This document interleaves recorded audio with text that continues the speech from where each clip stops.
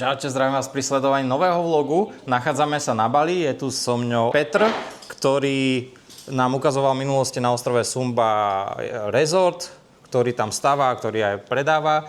Okrem toho, že mal ten resort, má v rámci Bali aj tuším Lomboku však, nejakých v portfóliu 600 vil, alebo koľko? 623 vil 620 vil. A dneska by som vám chcel ukázať, lebo sme sa dali do reči, že však poukazujeme nejaké vily, lebo aj mňa to zaujíma, aj druhých ľudí to určite zaujíma. Takže sme priamo na Bali, ideme si ukazovať vily. Toto je prvá vila, ktorá je dostávaná. Ukážeme si aj vilu, ktorá sa stavá. Táto vila za koľko sa asi predáva približne? Teďka aktuální tržní cena okolo 270 000 euro. Aha, a keď ju napríklad kúpiš, za koľko ju vieš prenajímať? Před 3 roky, kdy jsme ji vlastně dostavili, tak cena byla okolo 170 000 euro. A tu si hovoril, že toto je taká štandardná vila na Bali, že prostě oni ako keby... Jo, přesně tak. Tohle je vlastně nejběžnější tvar vil, který se staví. Je to většinou do L, kdy v té prostřední části je vidět kde je bazén a nějaký společný prostory jako pool deck. Áno, tam je spálňa, tu je jedna spálňa. A si hovoril, že za noc sa to za koľko? Tu je šatník obrovský. Za koľko sa to prenajíma? Cena za noc je okolo 130-170 euro dle season. Čiže môžete si to ako aj pre seba, aby ste tu žili, kúpiť, alebo potom aj ako investíciu. Ty si hovoril, že nějaký Roy si vzpomínal, Return of Investments? Jo, přesně tak. Tahle vila konkrétně dělá 15% ročně. 15%. Ináč ja som tak debilne oblečený, lebo ja som prichádzal z inej štvrte. Som išiel na skútri asi hodinu, aj 20 minút a pršalo, preto som ešte není tak slavnostne oblečený, ale aj toho chvíľu príde.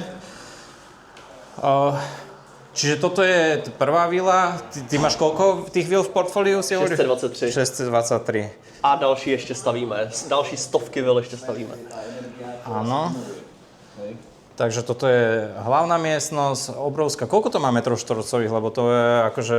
Ten pozemek je okolo 320 metrů čtverečných, kdy podle nařízení vlády musí být třeba zastavěnost okolo 70%. Takže zastavěnost je okolo asi 200 metrů čtverečných. Jo, tohle je vlastně vedlejší, druhá spálňa. Spálňa. Aha. A opäť šatník, väčší hodiny. Je to celkom dobre zariadené. Trochu sa to podobá na tie vily, v ktorých som bol ubytovaný na Koh Samui. Čiže šatník, kúpeľna. A dneska si teda tých nehnuteľností budeme ukazovať viacej. Ja už som mal možnosť pozrieť si aj rozostávanú nehnuteľnosť, ktorá bude tiež na predaj.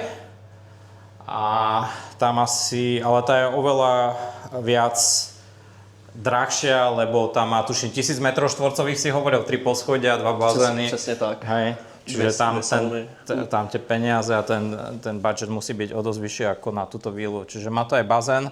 Bohužiaľ dneska pršilo, lebo sme tu počas dažďovej sezóny. Nevadí. A čo by sme ešte ukázali, povedali?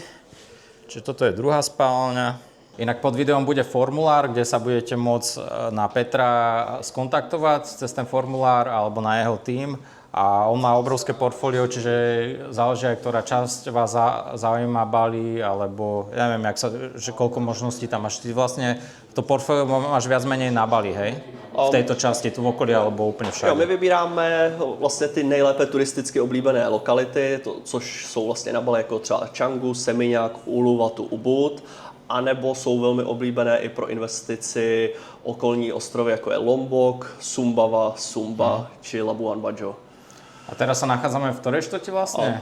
Jo, teďka jsme vlastně na Bali, v Seminyaku, jedný z top destinací pro turismus. A tu sa nachádza aj veľa nočné bary, tie beach cluby a tak ďalej, že tuto kúsok odtiaľto. Dobre. Čiže akože obrovské je to tu, no. A koľko si ešte hovoril, že toto za 200 približne... 270 000 euro. A opýtame sa dievča, že či je toto dobrá štvrť. Kristina, je toto dobrá štvrť? Hi guys, Hi. my name is Amelia. Amelia, and what's your name? Hello, my name is Kiara. Kiara, and I would like to ask, what is the name of the location of this place? This location name is Seminyak area. Is it like central area Yes. or yeah? Yes. So all the nightclubs. Yeah, it's near. If you want go to Shishi or Forge or something, nightclub is near, guys. To tiež musím povedať, že dneska sa budeme presúvať z tej... Najprv pôjdeme na tú druhú vilu, na tú hlavnú vilu, kde aj budeme spať, ale máme zabukovaný stôl, VIP stôl v Shishi bare, čo je taká veľká diskotéka tu a to bude tiež na Patrone. Takže ja myslím, že sme odtiaľto povedali všetko a asi sa presúvame na ďalšiu vilu.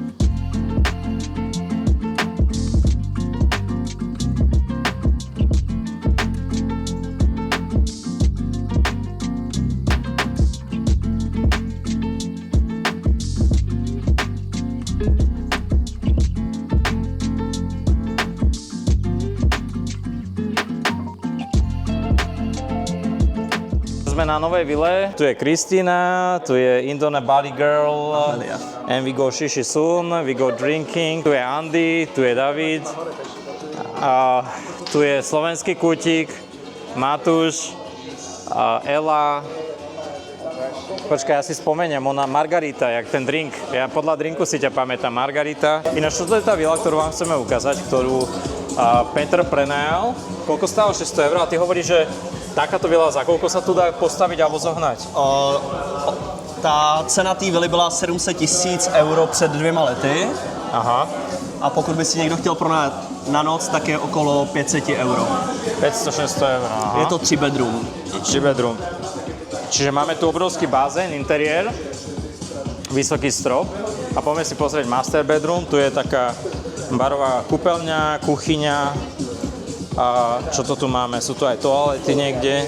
Aha, tu máte bar, ladničku, umývačku a tak ďalej. A 2 bedroomy majú priamy vstup do bazéna. Hop. Tu máte toalety, jedny, druhé. To je nejaká dámska kabelka, neviem koho. Toalety pre spoločenské priestory a ideme si ukázať tie bedroomy, tie sú veľmi špeciálne. OK, ideme do bedroomov, Petře. Ukazuj bedroomy, v jednom sa ja ubytujem, teda som v tom náľavo tuším. Asi začneme tím master bedroomem. Tak master bedroom, hlavný bedroom. No. Ináč môj kamarát pred pár rokmi predával niekde, jak sa to volá, Rusovce alebo také niečo. Za 700 000 úplne obyčajný domček a tu máte vlastne za 700 000 eur takéto niečo na Bali. Všechno je vlastně vytvořeno z materiálů, který se dají získat na Bali. Jsou to prémiový lokální materiály. Ale to lokálne znamená, že nie sú až tak prémiové, že? Či? Že sú... Na místní poměry jsou prémiové. Pokud to porovnáme s evropskými materiály, tak to nejsou zase tak kvalitní materiály. Lebo Petr mi hovoril, že tieto materiály sú, áno, lokálne, ale že tá kvalita nie je až taká dobrá. Ale že dobre to vyzerá, ale nie je tá kvalita až taká dobrá, hej.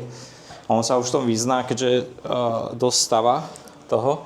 Mne sa tu páči, ak sú tu tie outdoorové sprchy. Tu napríklad sprchu máte vonko, no. Tu je sprcha. Počkaj. Čiže toto je vaša sprcha. Ono je to také bludisko, celý tento dom. Máte tu aj výrivku. My ideme teraz, to hovorím, to bude opäť na Patrone, my ideme točiť ten nočný život do Šiši. Tuto dievčatá sú... Dáme aj na vás kontakt, či chcete, alebo nechcete? Ja nemám Instagram. Nemáte? Ne. OK. OK. Takže tu máme výrivku, tu máme posteľ a ideme do ďalších bedroomov. Je to mega, koľko to stalo? No, tipni si. Ja som povedal, že 2 milióny eur. Ja, ty myslíš akože prenájom na deň? No, to som mal na mysle prvé. Tak povedz prenájom aj cenu, čo myslíš? 300? 400? Cez 500, no. 500, okej. A kolik si myslíš ty, že stála tahle vila na noc? Ja by som povedala 400-500. No. A čo myslíš, koľko stála vila vybudovanie? To je ťažko povedať, ale typujem, že tie 2 mega, čo si vravel, sú asi tak, že presné, lebo však na Bali tu nás sa takto stávajú vily, že za 2 mega. Čo ja viem. Cena téhle vily je 700 000 euro před 2 lety. OK. A teraz? Koľko má Teraz ho ešte menej asi, nie? Teďka Či viac? bude mít možná 1,2 milionu eur. Aha, to ide hore. To tak rýchlo vyskočilo? Jo, protože tohle je prémiová lokalita Canggu, což je vlastně jedna z těch nejoblíbenějších lokalit pro turisty. Tak poďme ešte ukázať tie ďalšie dva bedroomy. Nie sú nám one. Hostesky. 3 flašky nám nie sú. Thank you.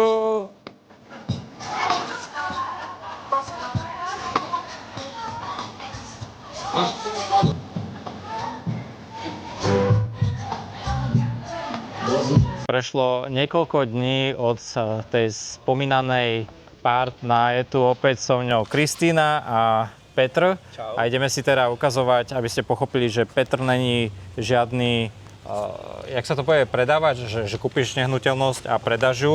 Realiťák, my sme developeři. Čiže máme tu rozostavenú vilu a ideme si urobiť takú menšiu prehliadku. Táto vila je za koľko zhruba? Asi za 1,5 milionu euro. Protože vlastně tady jsou dovezený materiály z Evropy, třeba mramor, kalkata.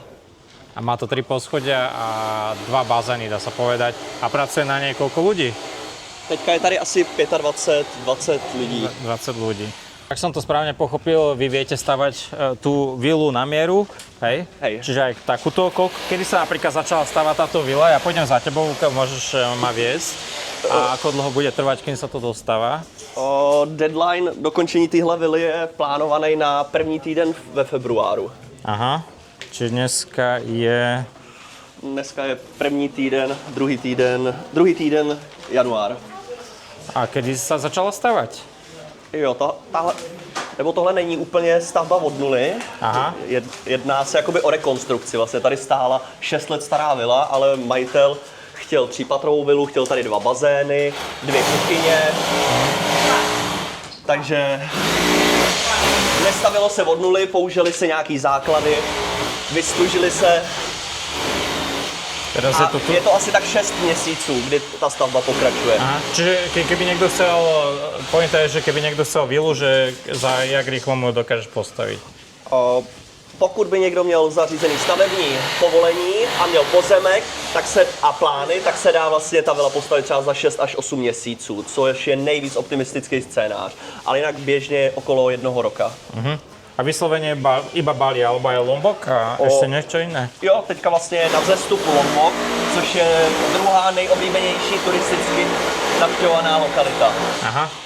Jo. Tak museli sme poprosiť vrtačov, nech trošku prestanú vrtať. Hello. No. Jo, tady vlastně třeba zajímavý, že se použil zlatý onyx, což je velmi vzácný kámen a myslím, že ta stěna vyšla okolo 20 000 euro. Len toto tu, hej? Jenom tady ta část a tady vlastně za televizí. Aha. Je to nejaké niečo drahšie ako mramor, alebo Je to vlastně istej jeden z kvality? nejvzácnějších kamenů. Aha. Jo, vlastně tady, co je vidět, tak nikde nejsou čistý bílý zdi, všechno jsou vlastně panely. Klimatizácia? Klimatizace od Samsungu vlastně, což je teďka vlastně nejnovější technologie, která si hlídá, kde jste a fouká vítr na druhou stranu. Čiže dáva pozor, že vidíš, že si tam, tak ona odfúkne trošku ďalej, aby ti nefúkala Přesně rovno. tak, funguje to i přes AI, že vidí, sleduje vaši polohu na mobilu a když vidí, že se blížíte třeba k domu, tak se ta klimatizace začne. Další, co je tady zajímavého nebo pěkného, tak vlastně tady bude koupelna a celé obložení je použito a uděláno z travertinu. No to ja sa nevyznám v týchto materiáloch, ale... OK, čiže kúpeľna. Dobre, môžeme ísť ďalej. Určite tu bude veľa stavbárov tiež, čo pozerajú vlogy. OK. Jo, tady můžeme projít. Koľko to má teda vlastne izieb táto napríklad vila? Jo. Bude mať? Ideme tady či kade? Můžeme. Tahle vila bude mít, má 9,5 koupelny. 9,5 kúpeľní? Dvě kuchyně, 2 bazény, 2 sauny, fitness, pracovnu a ložnic je tady 6-7 ložnic. Musím postupně to propočítat. To už pomaly taký menší hotel však. A 2 schodiska, tuším, to má, že? Vlastně nebo v Evropě se říká přízemí a pak 2 patra, ale tady se to rovnou počítá, přízemí je už je patro, takže tady je to 3 patra celkem. Aha. Tu by mala byť obrovská kuchyňa, alebo jedáleň. Máme tu trošku menej svetla. OK, ale je to vidieť. Takže táto už je celkom, dá sa povedať, že takmer hotová však. Přesně tak. Já nevím, jestli to je vidět, ale zase všechny materiály jsou prémiové materiály, které byly dovezeny z Evropy, což je ta kalakata, to je vzácný italský mramor. Aha. OK. Zase podlaha, všechno jsou vlastně prémiové spotřebiče, ideálně napojený na AI, aby všechno vlastně komunikovalo.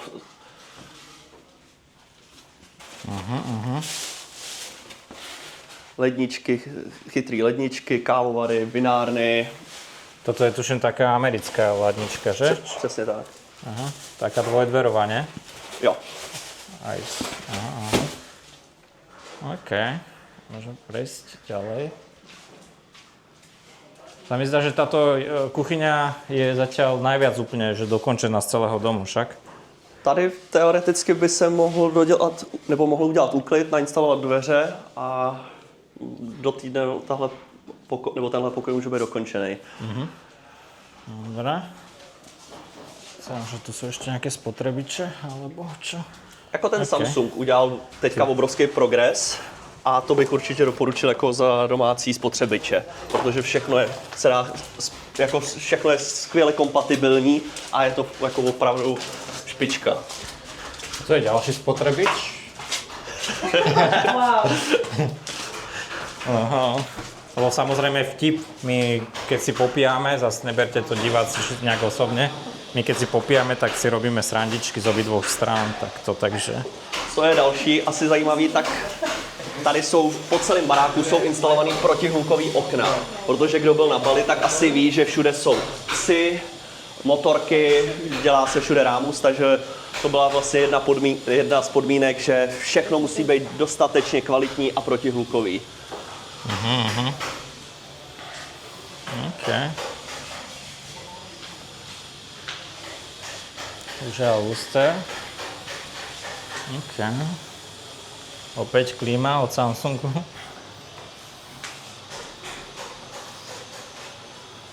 Jak tu makajú. Tu máš nejaký už posed, tiež pozerám, že nábytok. Jo, tady bude dětský pokoj. Ináč teoreticky neviem, kedy bude tento vlog zverejnený, ale ak by sa to tak rýchlo urobilo, tak potom možno budeme mať aj už na záver videa dáme, jak to tu vyzerá hotové, že mi pošleš na diaľku alebo niekto tebe. My máme udělaný vizualizace. Aha, takže tak môžeme aj když vizualizáciu pustiť. OK.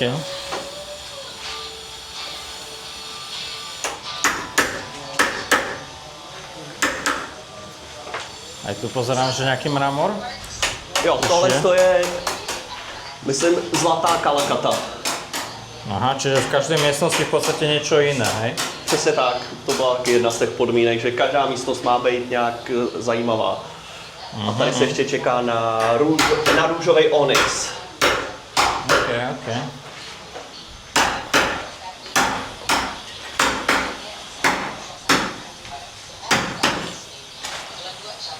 Odtiaľ to bude výhľad na bazén.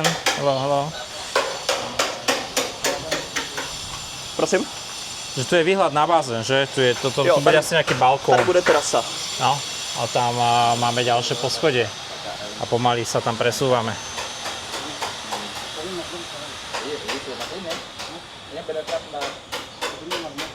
OK, môžeme.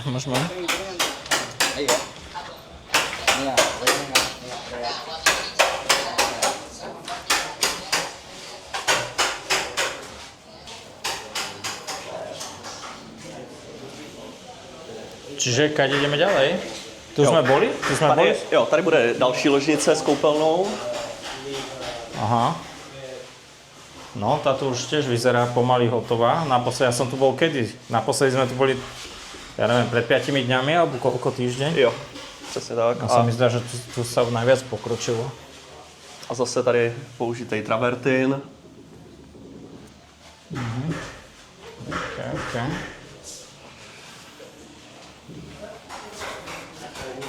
O chvíľu si ukážeme, ono to je pripravené, vlastne takáto vila aj treba pre, čo sa o ňu starajú, jak sa to volá, služebníctvo. Pro služebnictvo. No.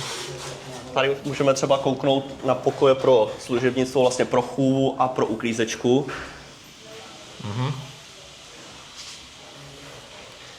Majú tu aj vlastnú kúpeľňu.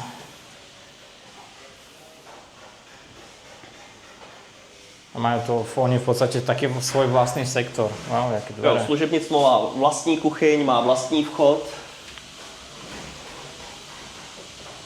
A má průchod do baráku samozřejmě. Musím dávať pozor, keď šlapem. Jo, tady vidět. A tuto budú mať Kuchyň. nejakú kuchyňu, kde si pre seba môžu variť jedlo. Takže tu budú asi aj bývať s ladničkou. Umývadla už sú tu. No, oni budú mať celkom dobrý výhľad odtiaľto. Okay. A schodisko, že vlastne môžu prísť sami z dola však. Ano. A toto je tiež ďalšia To izba? je úplně stejný pokoj. Rovnaký pokoj.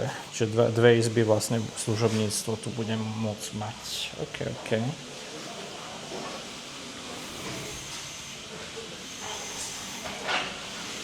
Nájdeme na tretie poschodie. Jo, můžeme mrknout. To asi bude aj nejaké zábradlie, však? Hello. Alebo také niečo. Tiež nejaké mramorové schody. Znám, že tu ešte, hello. Jo, Co tady ešte pozor. robia? Jak toto je? Sorry. Oh, sorry. To už bylo. Sorry.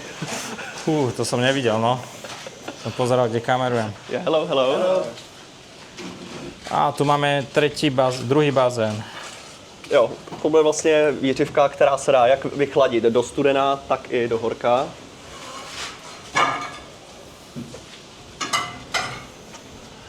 Tady je vlastně teďka fitko, tady se čeká na koberec a na dokončení stropu, tam budou jakoby dřevěný panely. Čiže tento tretie poschodie bude také, kvázi také zábavné. Relax. Jo. Relaxe. Jacuzzi, fitko. Tady vlastně bude velká pergola. Vlastně kolem celé tady ty zdi budou instalovaný květináče, planterboxy a aby to vlastně zajistilo privacy, jakoby soukromí. No to bude asi nejaká terasa tiež. Tady čo? budou vlastně přesně tak dřevěný Dřevěné. panely. Tady to je pracovna s minibarem. Napravo minibar, OK.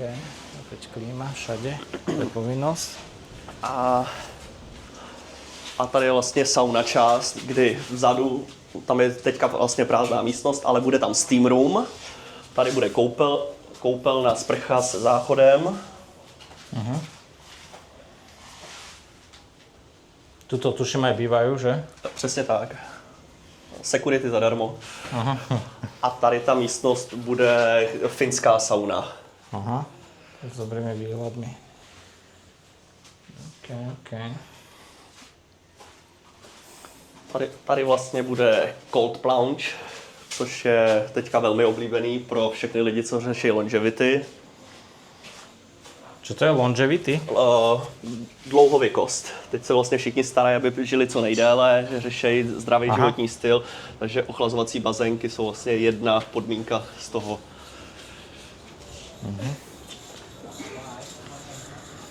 No a ja som ti aj hovoril minule, že zaujímavé bolo, keby si ešte na strechu niečo dal, len tu je to obmedzované nejakými balískými zákonmi však. Hej, je tady nějaký výškový limit okolo 15 metrů. Ve starém zákoně se ještě píše, že výškový limit je výška palmy. A tohle je vlastně maximální přípustná velikost, kterou jsme schopni vlastně nabídnout. A jediný, co vlastně na střeše budou solární panely, aby ten barák byl maximálně soběstačný. A tu máme ďalšiu spálňu však. Či? Čo to je? To je to fitko? Či nie? Ne, tohle je další koupelna. Tohle je další ložnice s koupelnou. Aha, OK.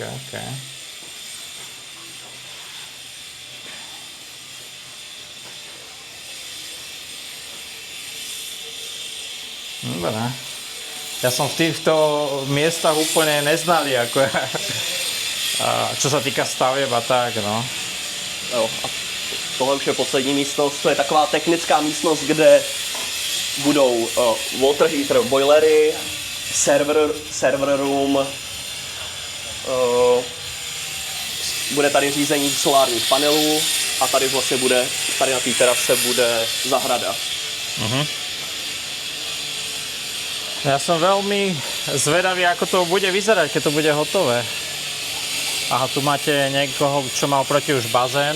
Inak toto som si všimol, že tu je taký štiel na Bali, pretože tu je taká veľká hustota, že veľa ľudí má takto tie bazény ako za múrom, dá sa povedať. Jo, ono to není jenom i to, kvůli ceně pozemku, ale je to i kvůli nařízení governmentu. Že teďka, když kdokoliv bude stavět novou nemovitost, tak musí dodržet zastavěnost, která je 70%. Takže vlastně na zbytku pozemku se použijou bazény. Aha. Nebo zahrada. Aha. Okay. A hlavně lidi se mezi kvůli turistice a nabízet vilu bez bazénu není moc logicky. Hlavne, keď tu máš celý rok okolo 30 stupňov však. No. Vy ste to nevideli, ale ja keď som išiel hore, teraz pôjdeme tade dole, tak ja som tam, on tam mal, ty mi povedz, čo to bolo, ja sa to nevyznám. On tam mal vlastne... Jo, klidně to tady můžeme ukázat. On tu robíte schody, dáva tam mramor a má to tu nabité tým, čo to je? Haty.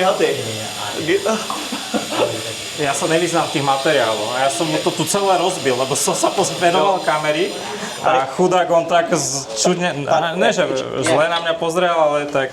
Prosím, No, tak som zlomil dosku, no.